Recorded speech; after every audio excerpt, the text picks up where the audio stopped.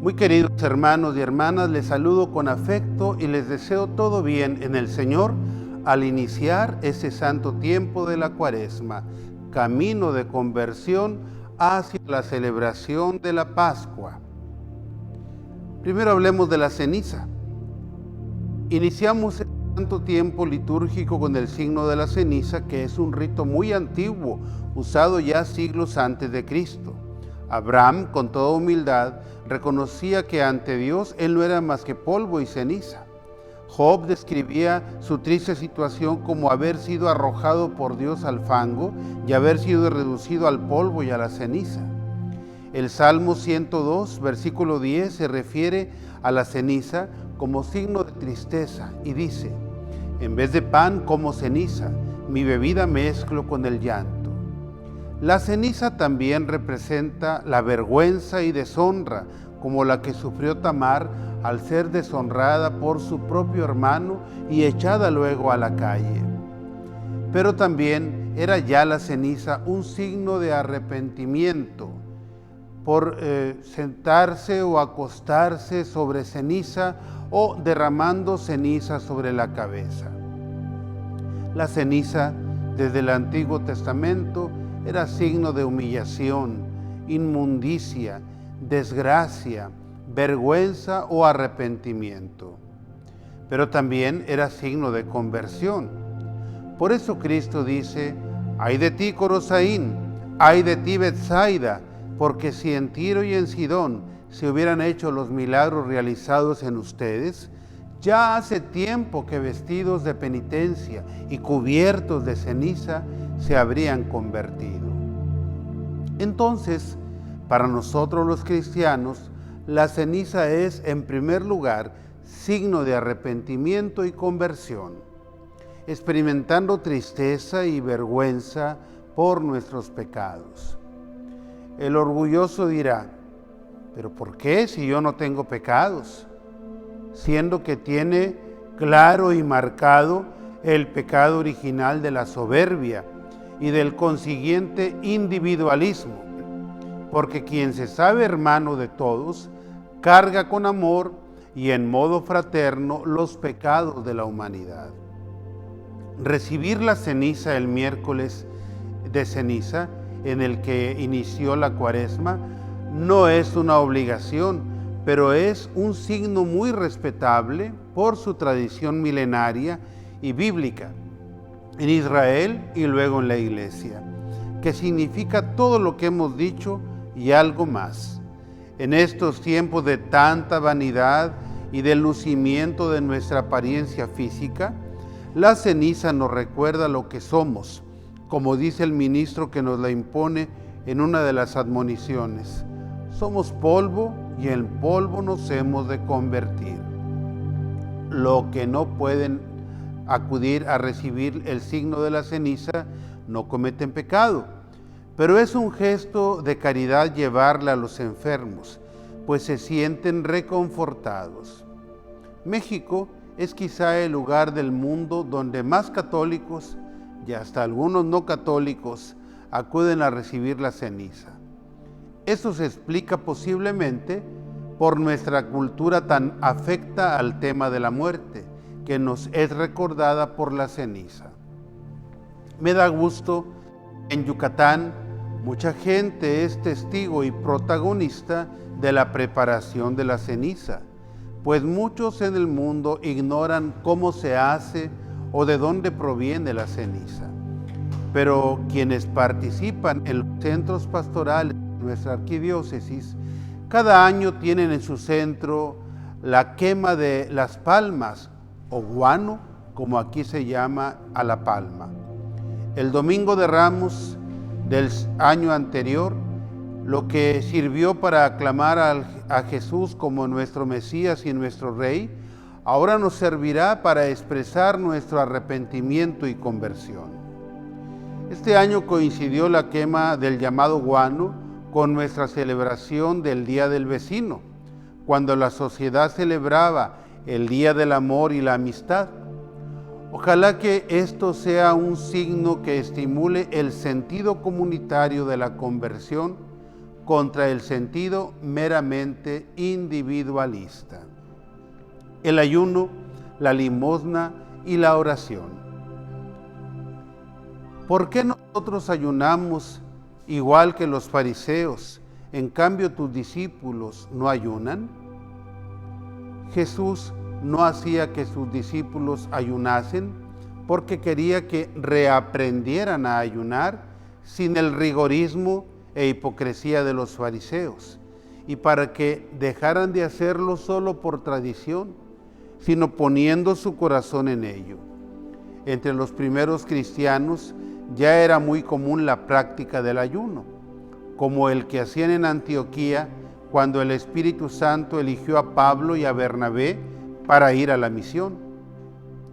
El ayuno era una práctica espontánea en las personas y en las comunidades, pero ya se obligaba en tiempo de Cuaresma, como lo afirmaba el gran obispo de Milán, San Ambrosio, en el siglo IV.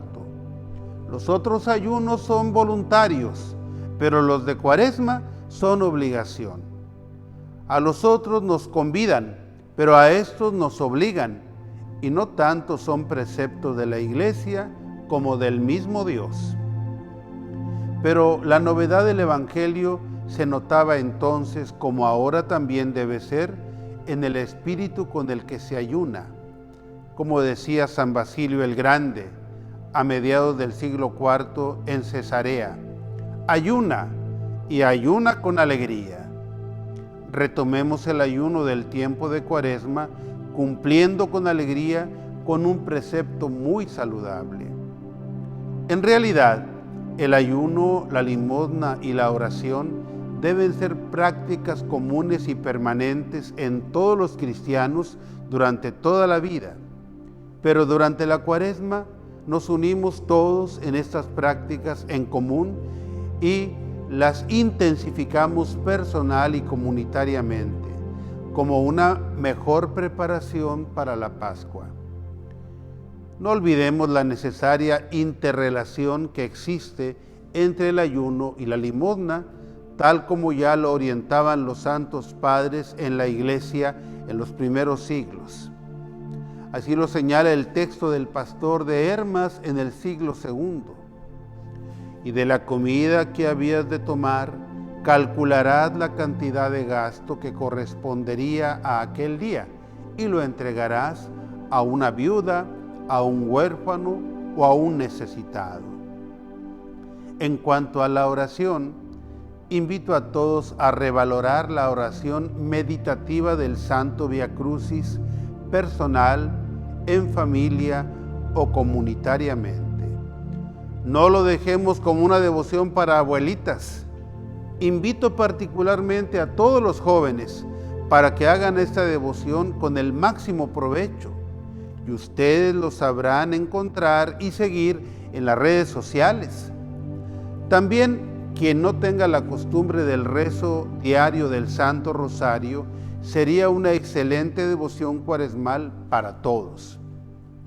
No olvidemos la oración personal, la que no necesita palabras o fórmulas memorizadas, sino las palabras espontáneas y tiernas que salen de un corazón enamorado de Dios, para pedirle perdón, para darle gracias, para pedir alguna gracia o para alabarle. Todo tiempo es bueno para orar, al levantarnos y al acostarnos, antes y después de los alimentos, en nuestros traslados de un lugar a otro y en cualquier momento, sin descuidar nuestros deberes, podemos estar elevando el pensamiento y el corazón al Señor. La palabra de Dios. Antes de ascender a los cielos, Jesús resucitado le explicaba a los apóstoles cómo en la ley de Moisés, en los profetas y en los salmos se hablaba de él. Y entonces les abrió la inteligencia para que pudieran entender las Escrituras. De este pasaje, el Papa Francisco sacó el nombre de su documento, a modo de motu propio, Aperuit Illis, que en español significa les abrió. Publicado el 30 de septiembre pasado, con el que se conmemoraba el 1600 aniversario de la muerte de San Jerónimo. Este santo, en el siglo IV, fue el primer traductor de toda la Sagrada Escritura de sus lenguas vernáculas al latín, que era el idioma de la gente sencilla de aquel tiempo, lo que ellos podían entender. En ese documento, el Papa mandó que se celebre el tercer domingo del tiempo ordinario, el domingo de la Palabra de Dios. Y así, el pasado domingo 26 de enero, celebramos por primera vez el domingo de la Palabra de Dios, tal como nos lo mandó el Sumo Pontífice. La intención del Papa ha sido la de reavivar la lectura, meditación y puesta en práctica de la Palabra de Dios escrita en la Biblia. Aunque hay muchos hermanos que frecuentan la lectura de la Sagrada Escritura, hay otros, en cambio, que nunca la frecuentan y que, si la tienen en casa, solo está de adorno. Nuestra gratitud con el sucesor de Pedro por llamarnos a acercarnos más y más a la divina, especialmente en este tiempo de la Cuaresma. Todos los domingos, en las celebraciones de la Eucaristía o en las celebraciones de la Palabra, donde no puede asistir un sacerdote, se proclaman dos textos de la palabra divina intercalando un salmo responsorial, para luego escuchar la proclamación de un santo evangelio. Y enseguida, el sacerdote con su homilía, que se debe centrar totalmente en la palabra proclamada, nos ayuda a profundizar en el mensaje que el Señor nos quiere traer. En los lugares donde hay celebración de la palabra en ausencia de sacerdote, el diácono o el ministro se esfuerzan por comentar lo mejor que pueden la palabra escuchada. Pero cada fiel cristiano puede releer los mismos pasajes u otros más en una lectura meditada, encontrando en la palabra de Dios una fuente riquísima de oración.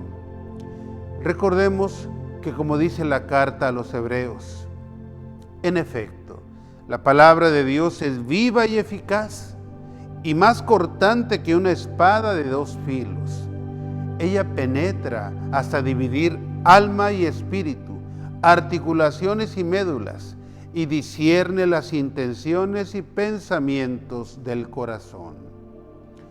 También hay grupos que durante la semana se reúnen para escuchar y comentar anticipadamente o para llevar una lectura ordenada de la Escritura.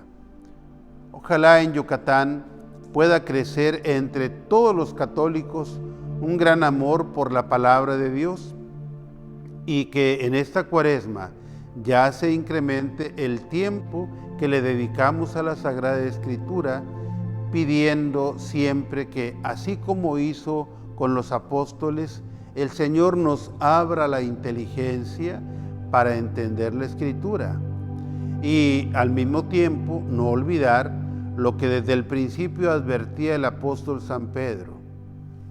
Pero ante todo sepan que ninguna profecía de la Escritura se puede interpretar por cuenta propia, porque ninguna profecía ha tenido su origen en la voluntad humana, sino que dejándose llevar por el Espíritu Santo, unos hombres hablaron de parte de Dios.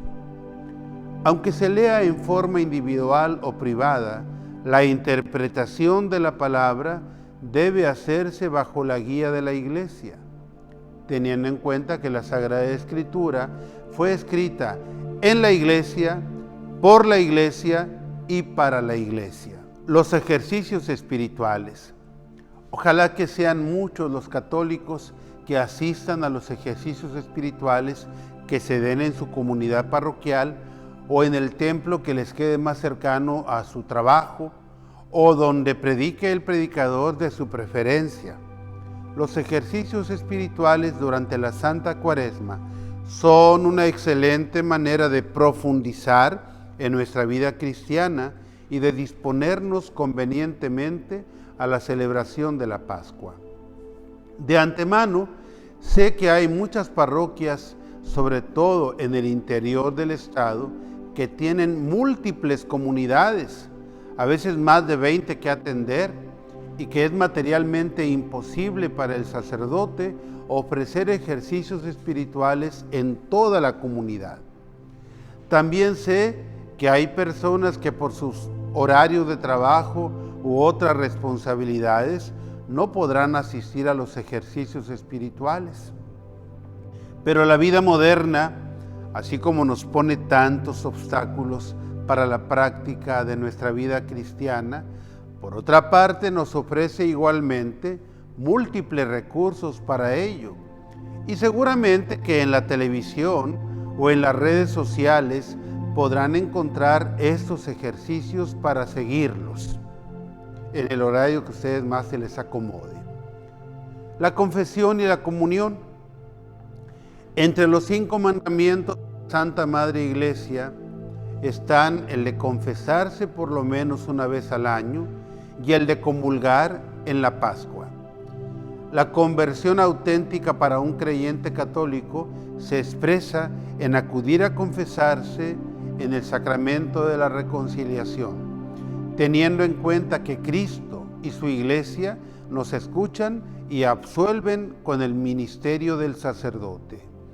Ustedes pueden aprovechar los servicios de confesiones en los que se reúnen los sacerdotes de un mismo decanato en cada una de las parroquias.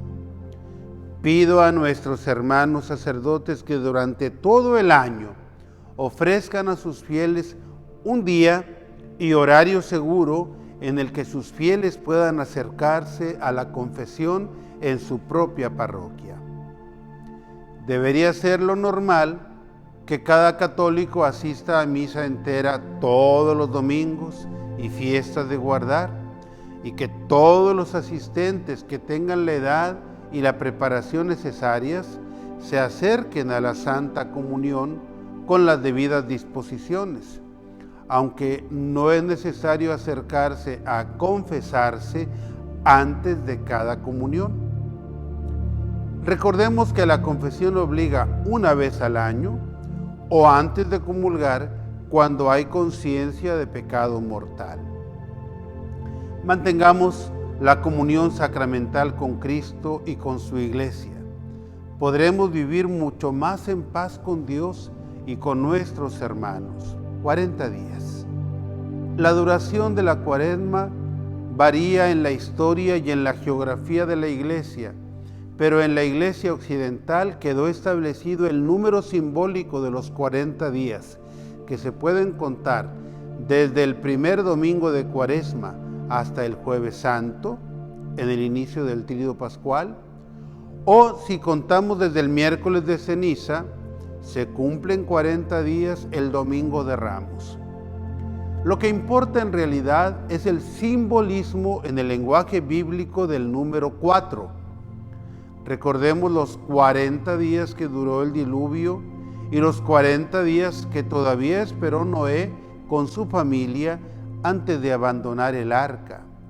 Recordemos los 400 años de esclavitud del pueblo de Israel en Egipto y los 40 años de deambular por el desierto antes de entrar en la tierra prometida. Recordemos los 40 días de Moisés en el monte Sinaí cuando recibió las tablas de la ley. Recordemos que el profeta Elías, fortalecido con el alimento que le dio el ángel del Señor, caminó durante 40 días y 40 noches hasta llegar al monte Horeb. Pero sobre todo, tengamos en cuenta los 40 días que pasó Jesús en el desierto, en ayuno y oración, preparándose para la misión que debía iniciar de anunciar el reino de Dios y entregar su vida para redimirnos. Además, en el desierto, Jesús nos dio ejemplo de cómo enfrentar y vencer las tentaciones del demonio. De todos esos pasajes, podemos concluir que el número 4 o sus compuestos de 40 o 400 simbolizan un tiempo difícil, un tiempo de prueba, un tiempo de tormenta o de desierto. Pero de igual modo se trata de un tiempo de caminar en compañía del Señor, un tiempo de oración y de una historia con un final feliz, como el final del diluvio, el final de la esclavitud, el final del desierto y sobre todo de victoria final sobre el demonio. Los 40 días que dura la Cuaresma nos invitan a recordar y vivenciar los 40 días que Jesús pasó en el desierto preparándose para su misión y en particular nos sirven como un tiempo ideal para preparar la celebración de nuestra próxima Pascua, que es la fiesta más grande del cristianismo, pues conmemora la pasión, muerte y resurrección del Señor Jesús, su paso de la muerte a la vida. Nos prepara para renovar nuestro compromiso bautismal en la vigilia pascual y en todo el día de domingo de resurrección. Pero también la Cuaresma nos ayuda a entender que toda nuestra vida cristiana es un constante camino de conversión y que durante el camino de la vida podemos pasar por toda clase de peligros físicos o espirituales o de cualquier tipo, pero si somos conscientes de que el Señor camina con nosotros, será más fácil enfrentar la adversidad. Finalmente, vivir la Cuaresma como es debido nos hace estar conscientes de lo que hay al final del camino, que es nuestro ingreso a la tierra prometida, es decir, a la patria celestial. La conversión personal, la comunitaria y la social, conviértanse porque el reino de los cielos está llegando. Hoy, como al inicio de su vida pública, Jesús nos sigue llamando a convertirnos, pues hoy el reino de los cielos sigue llegando a todo aquel que en verdad quiera recibirlo. El cambio que el mundo necesita, que México y Yucatán desean, comienza por la conversión personal de cada uno de nosotros. Con mi conversión, con tu conversión, el mundo empieza a cambiar. El cambio que Dios pide que yo tenga en mi vida será en favor de mi familia y de mis compañeros de escuela, de trabajo o de humano en el que nos movamos. No esperemos a que los demás cambien, pero vamos al mundo con nuestra conversión. Ojalá que las manifestaciones y reclamos de las mujeres en México provoquen una verdadera conversión social, donde las mujeres mexicanas sean respetadas en sus derechos y que no solo se combatan los feminicidios, sino que en general desaparezca la violencia que se ejerce contra ellas, aún dentro de sus propios hogares. Ojalá el feminismo se convierta para que no promueva el odio o la revancha contra los hombres, ni mucho menos se atente contra la vida de los no nacidos. Ojalá que México se convierta en un país de paz, pero que cada uno de nosotros se convierta en un constructor de la paz en su entorno, dentro de su propia familia, en su escuela, en su barrio, en su centro de trabajo y donde quiera que conviva con otras personas. Trabajemos por la verdadera paz, que es fruto de la justicia, de la solidaridad y del desarrollo humano integral.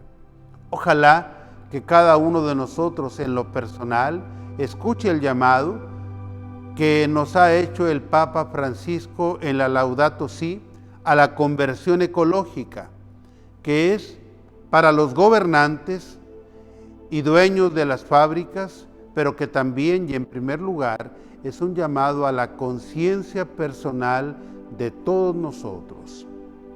En conclusión, de la mano de María, Madre de Jesús y Madre nuestra, Madre de la Iglesia, recorramos el camino de la Cuaresma para que con su consejo hagan lo que Él les diga, avancemos de su mano en los pasos seguros del seguimiento de Cristo.